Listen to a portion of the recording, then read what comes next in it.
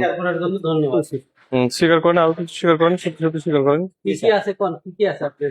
দেখেন স্যার আমার কাছে ওই যে স্যালাইন গুলো তো বাড়ি পাচ্ছি, স্যালাইন গুলো দেখেন, জি স্যার স্যালাইনটা দেখেন, ওই যে ওরা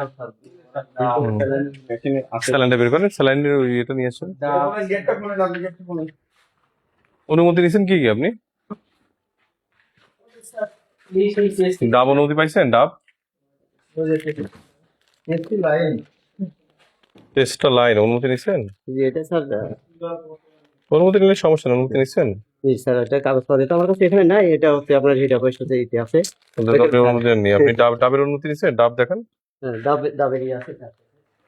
দেখেন টেস্টটা লাইন, অনুমতি ছাড়া তো করা যাবে না এভাবে। ডাবের কাগজ দেখেন আমাকে, জি স্যার ডাবের কাগজ দেখেন, আসেন। আর এগুলো যদি আপনি এইভাবে মানুষকে খাওয়ান, যেখানে চোদ্দ বৃত্তির আশ্রয় আছে, যেখানে আমাদেরকে দেখে পালানো লাগে, যেখানে আমাদের দিকে দৌড় মেরে পালাই যেতে হয়, জি স্যার সেখানে মানুষের কি স্বাস্থ্যসম্মত খাবার পরিবেশন করা সম্ভব হয়? আসলে সবাই একটু ভিতর মধ্যেই ছিল, যার কারণে একটু পালাই গেছিল স্যার। এটা তার মানে কি করেন? তার মানে কি কি কাজ করেন? ভিতর সন্তুষ্ট কাজ করতে হয়। আর বয়স্ক লোক কিভাবে মিথ্যে কথা বললো, তাই না? যে অনেকদিন এখানে কাজ হয় না। মানুষের আমাদের যে এথিক্স কোন জায়গায় চলে গেছে বলেন, এটা কোনোভাবেই নেই। এটা পাতা হয়নি।